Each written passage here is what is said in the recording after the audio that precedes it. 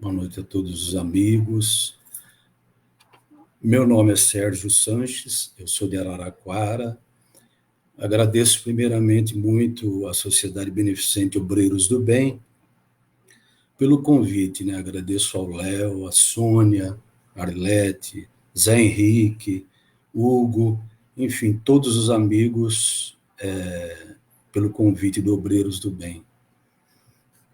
E ressaltando e também reconhecendo um trabalho importantíssimo, né, que essa casa, Obreiros, desenvolve aqui na cidade, não é? E agradeço pela oportunidade de estar falando um pouco sobre a espiritualidade. E nos foi solicitado uma oração de abertura, uma mensagem. Eu vou ler para a gente poder iniciar Mateus capítulo 6, versículo 31.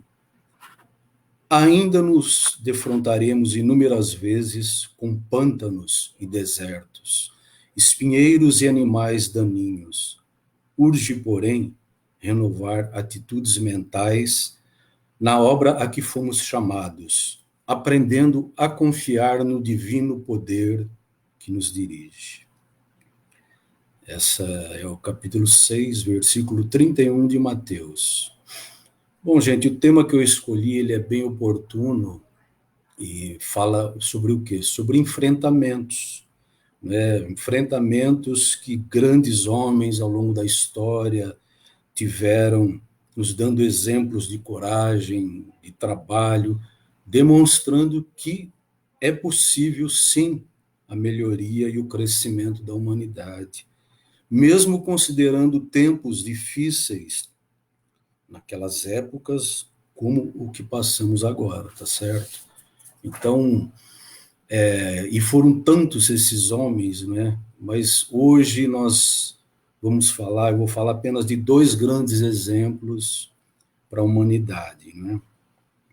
Outra coisa, uma observação ao longo da palestra de hoje, e conforme o nosso tempo for possível, eu devo fazer duas músicas com violão, né, para poder ilustrar essa nossa fala, nosso tema. E a gente poderia começar a iniciar assim pelo grande enfrentamento, que foi o quê? A implantação do reino de Deus na Terra, né?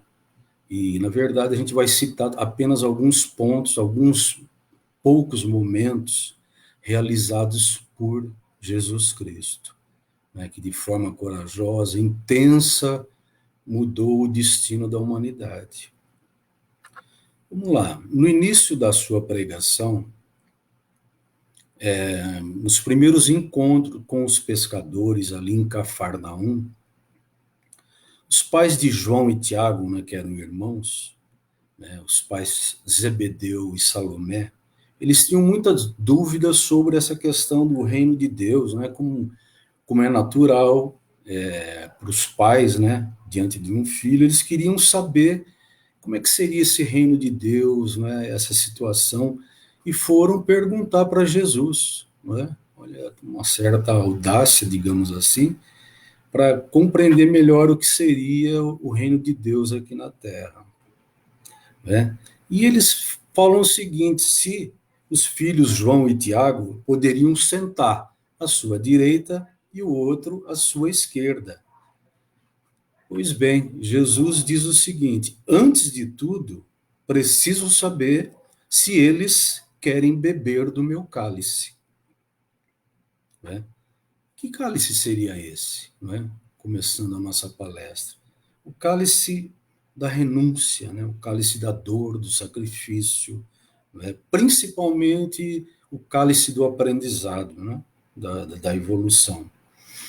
E para os outros pescadores, ali, Pedro, André, enfim, Jesus pergunta o seguinte: quereis ser meus discípulos?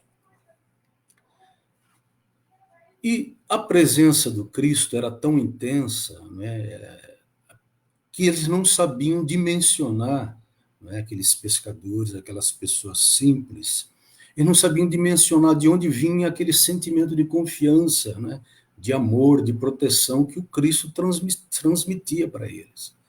E sem hesitar, eles respondem: Senhor, seguiremos os teus passos. Pois bem, e hoje? E hoje, quantos homens, né, desse planeta estão nessa condição de atenderem ao chamado do Cristo? Com certeza, muitas vezes dissemos não, né? Muitas vezes. Talvez o momento agora é de dizer sim, né? E mostrar que viemos, né?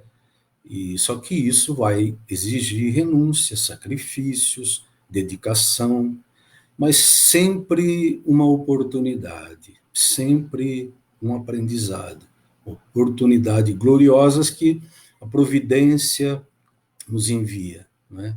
E que não devem ser perdidas, não devem ser perdidas, retardadas ou postergadas, né? E quais foram esses enfrentamentos, né? Alguns do Cristo, uma vida assim enfrentando o que? Arbitrariedades, injustiças, intolerâncias, arrogâncias, preconceitos, autoritarismo.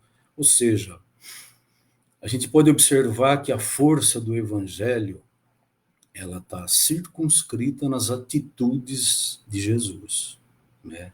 A força do evangelho circunscrita nas atitudes de Jesus, porque nada supera a atitude, né? Nada supera a dedicação, nada supera o esforço. No livro dos Espíritos, o item 642, eles dizem que devemos fazer o bem nos limites de suas forças. E no item 643 tem a pergunta que é a seguinte: há pessoas que, pela sua posição, não tenham a possibilidade de fazer o bem? A resposta é: não há ninguém que não possa fazer o bem. Só o egoísta não encontra jamais a ocasião. E penso que Jesus não espera de nós, digamos assim, passividade, deslumbramento, mas sim atitude, né? Que foram seus exemplos. Isso também é o desafio da casa espírita nos dias de hoje, né? É uma grande lição para todos nós diante do que a gente vivencia, né? E a gente tem que tomar um certo cuidado, sim, né? Diante da omissão, né? Cuidado com a omissão. A pretexto de uma situação, a gente não pode deixar de fazer a nossa parte, né? Sejamos nós cristãos ou não. Como nós estamos assim momentaneamente, digamos assim, né, nesse isolamento, e não tem como não falar disso, a gente não consegue se doar 100%, né, do nosso trabalho, enfim, mas a gente pode fazer um pouco, sim, todos nós, dentro da possibilidade dos recursos, né, de cada um, de cada casa. Sabemos que esse momento de isolamento é complicado, delicado, preocupante, mas torna-se necessário a participação das casas em todo esse processo. E a gente sabe que muitas casas têm feito isso, né? Então, com as medidas preventivas e as demais precauções, a gente tem que tentar fazer o nosso melhor. Cada qual com o seu trabalho, né? Sendo dirigido e direcionado àqueles que precisam, né? Aqueles que necessitam. Sejam de toda forma, eu vejo que tudo é bem-vindo, os alimentos, medicamentos, roupas, conversação doutrinária, palestras online, grupos de ajuda, muita coisa pode ser feita, né? Tem tantas pessoas criativas nesse meio, né, que fazem artesanados, fazem bordados, fazem pinturas, doces, enfim, peças que possam ser comercializadas com esse propósito de ajuda. Meus amigos, mesmo sendo um momento de solidão, entendo que isso significa ascensão, né? Ascensão espiritual. Ascensão requer momentos de solidão. Solidão que é para reflexão, meditação, revisão de conceitos, de hábitos, enfim, momento holístico na nossa vida. Deixar certas coisas para trás. Isso é depuração espiritual, né? Um momento de autoanálise, não compreendendo isso, entendendo como algo triste, digamos assim, algo negativo, mas uma situação de ressignificação da nossa vida, né? Mudança de rota, outras buscas, enfim. Entender que a solidão, primeiro, é uma ilusão, porque Deus não se ausenta de você, Deus não se ausenta de nós. Né? A subida, a gente sabe e entende, meus amigos, que essa caminhada exige suor, exige esforço, não é? Algumas renúncias, e a gente tem que pensar assim, tem que analisar. Tem dois questionamentos em nossa vida que ilustra bem isso que nós estamos falando. Tem o primeiro questionamento, que é o seguinte: para que eu vivo? Né? Para que eu vivo?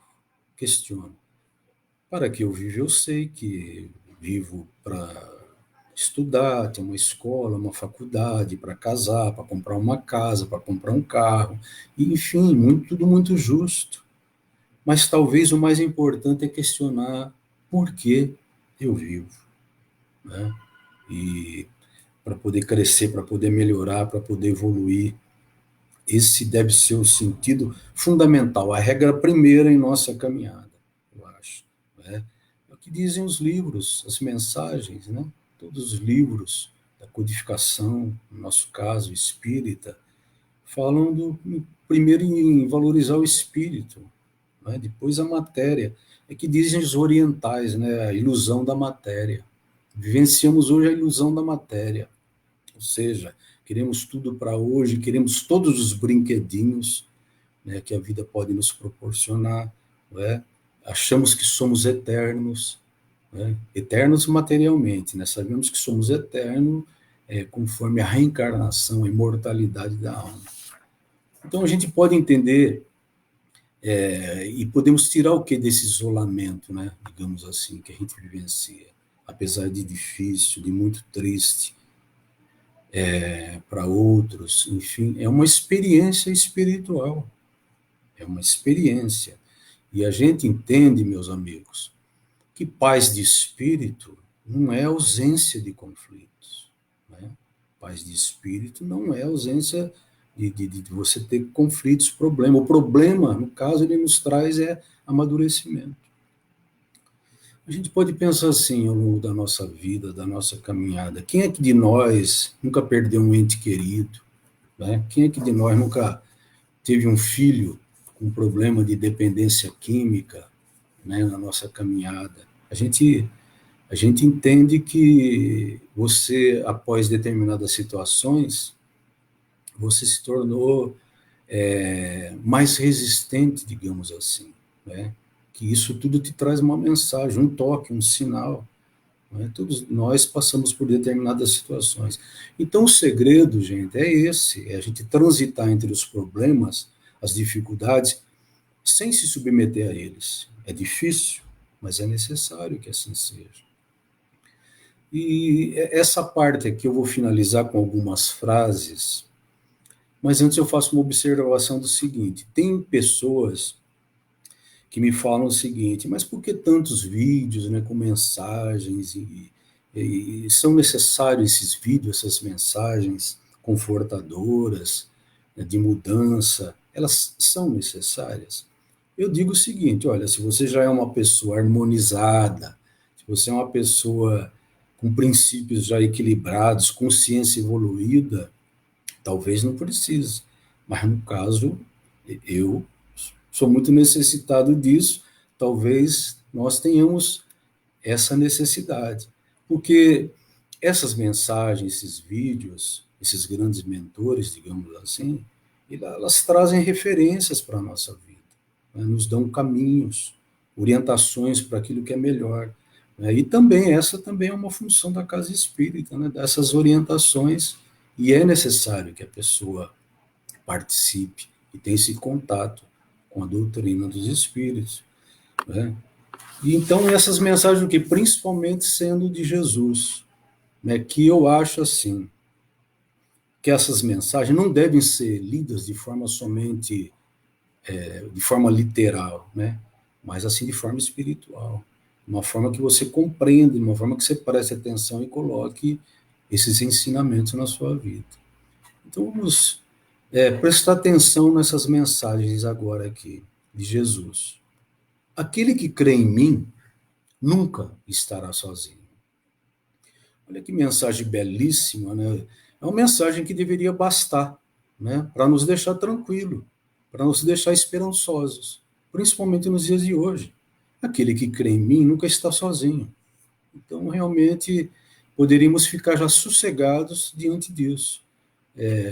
Não digo somente aos espíritas, mas todos que acreditamos, né? Enfim, a gente tem que se pautar pela fé, pela esperança, pela coragem. Uma outra frase: e ouvireis falar de guerras e rumores de guerras. Olhai, não vos perturbeis, porque essas coisas devem acontecer, mas ainda não é o fim.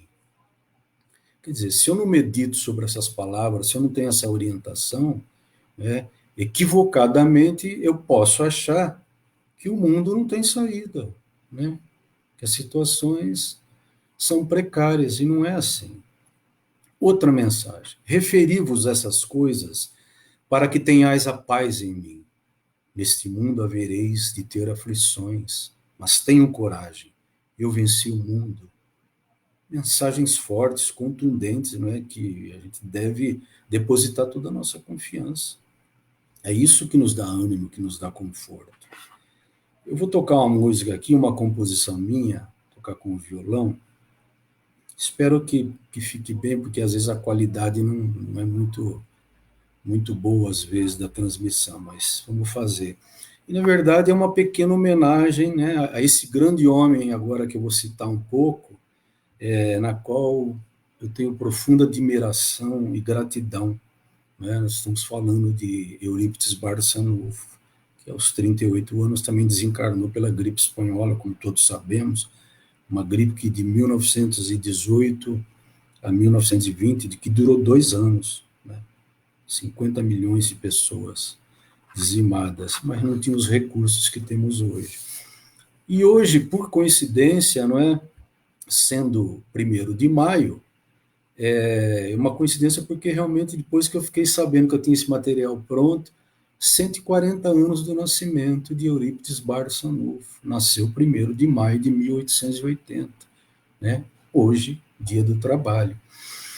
E também não podemos esquecer de São José, porque dia 19 de março é o dia de São José, mas ele é celebrado também no dia 1º de maio, né? Pelos trabalhadores. Então, enfim, Eurípides Barçanufo, né, que teve muitos enfrentamentos ao longo de seus 38 anos.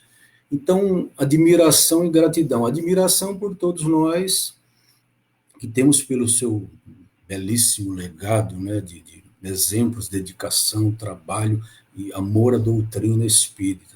E gratidão por ele ser o provedor e mentor espiritual do Luz e Caridade, né, no centro que a gente participa, trabalha, que ao longo de 81 anos do Luz e Caridade, ele tem nos ajudado muito com a manutenção e a continuidade dos trabalhos, tanto no campo doutrinário como no campo social, enfim. Então, se vocês me permitem, eu vou cantar essa música que é uma homenagem a Eurípides Barçanufo e que se chama O Educador de Sacramento. Vamos lá.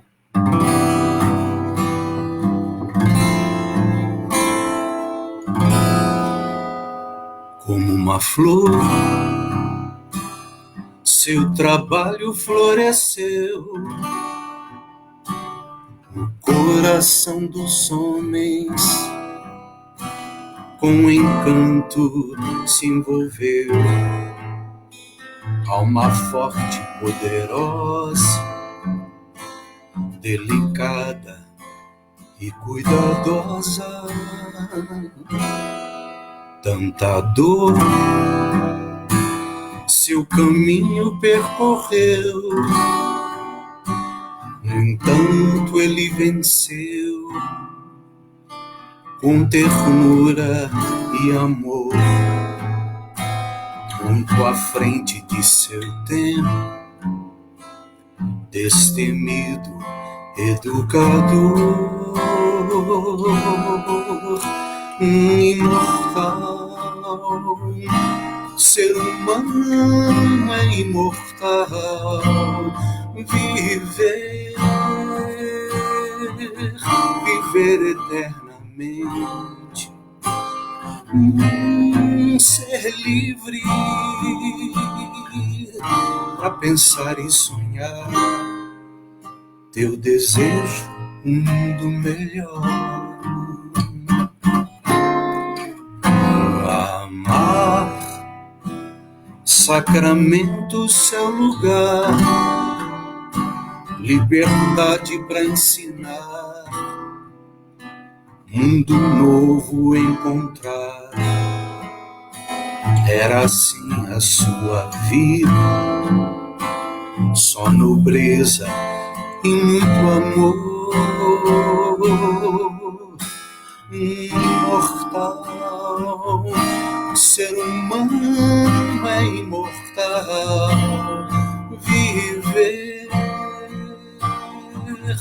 viver eternamente, ser livre para pensar e sonhar, teu desejo um mundo melhor, teu desejo um mundo melhor.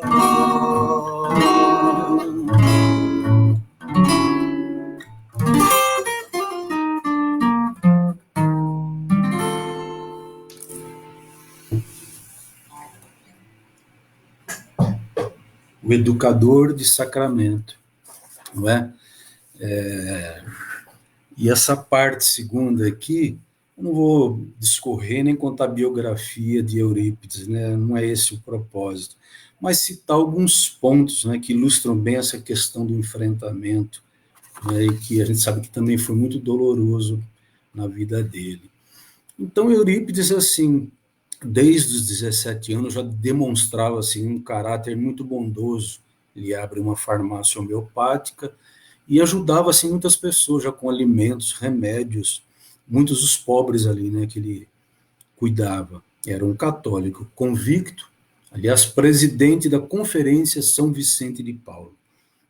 E com 22 anos ele já monta o Liceu Sacramentano, né? Detalhe, era um jornalista, um homem extremamente competente, professor, autodidata, vereador, não é?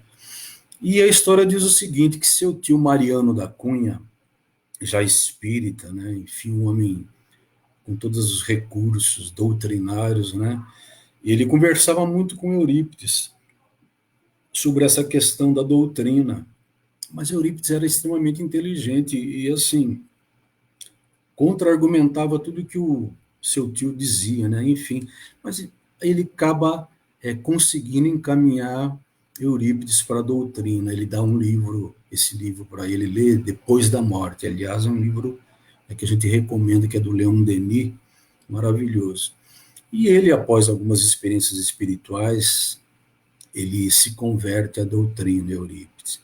E recebe também uma orientação de Bezerra de Menezes, que diz que o protetor dele seria São Vicente de Paulo, aquele que, pela qual ele já tinha um certo apreço, né? Tinha muito apreço. E com 25 anos a vida já começa a se transformar. Ele funda o grupo espírita Esperança e Caridade, e ele tem um detalhe interessante, Eurípides, ele tinha um potencial mediúnico que poucas pessoas tiveram, né? Ele era médium inspirado, vidente, audiente, receitista, psicofônico, psicógrafo, de desdobramento, mediunidade de bicorporeidade, não é? De aquela condição de estar em dois lugares ao mesmo tempo. Talvez um dos poucos médiuns, digamos assim, com a condição de receber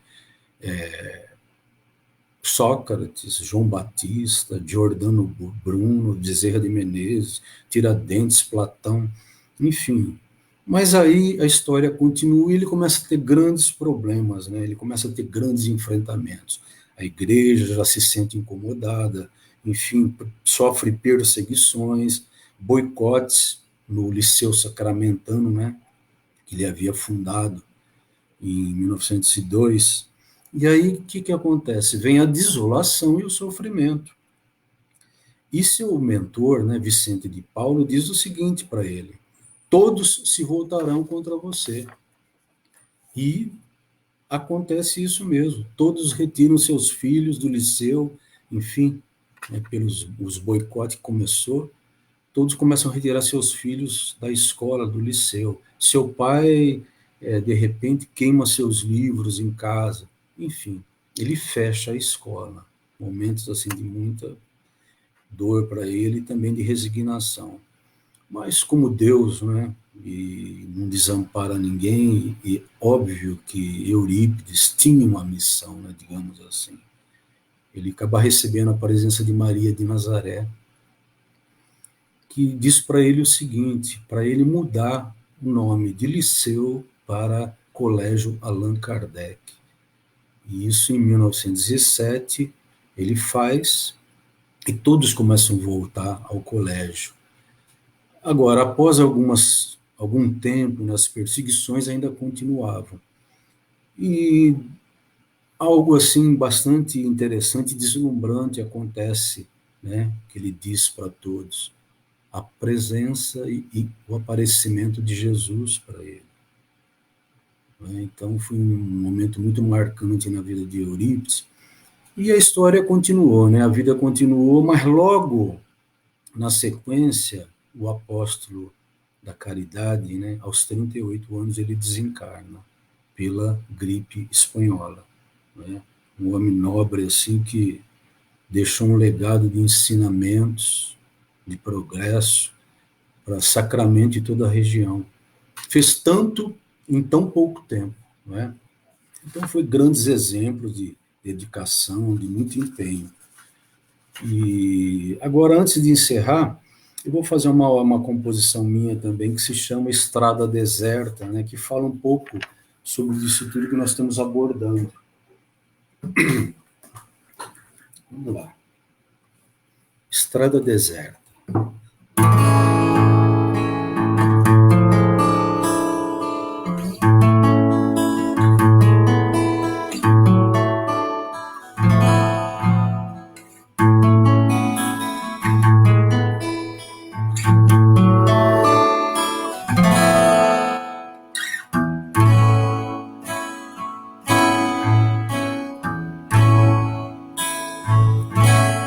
Foi só pedir a uma estrela do céu clarear minha noite. Meu desejo é caminhar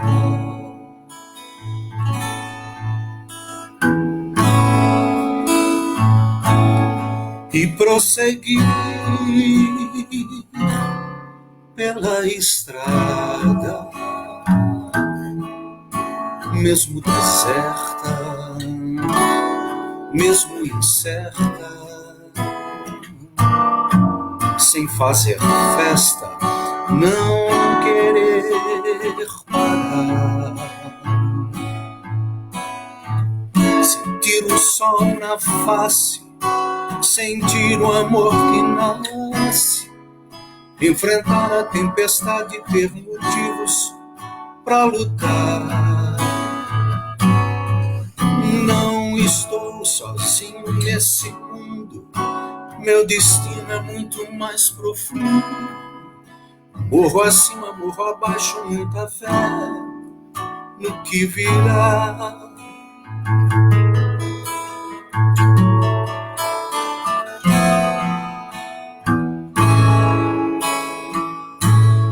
E prosseguir pela estrada, mesmo deserta, mesmo incerta, sem fazer festas, não querer parar, sentir o sol na face, sentir o amor que nasce, enfrentar a tempestade e ter motivos pra lutar. Eu não estou sozinho nesse mundo, meu destino é muito mais profundo. Morro acima, morro abaixo, muita fé no que virá.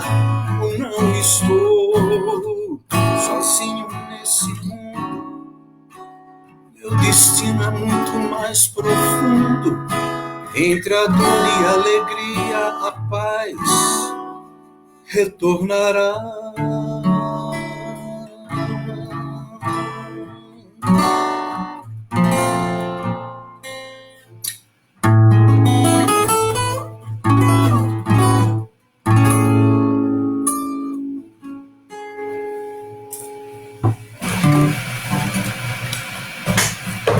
Isto. Essa música chama-se Estrada Deserta. Depois, se alguém quiser ouvir essas duas músicas, é só linkar no YouTube que vocês vão ter lá. Só digitar o nome da música, tem no YouTube para se ver. Enfim, meus amigos, essa foi a palestra de hoje, né? Os enfrentamentos, na qual são situações que todos nós passamos, né? E que fazem parte do nosso processo evolutivo. Né? Então, é a luta e a gente com confiança, a gente vai conseguindo, né, novos caminhos na nossa vida. E, mais uma vez, eu agradeço assim, a oportunidade da Sociedade Beneficente Obreiros do Bem.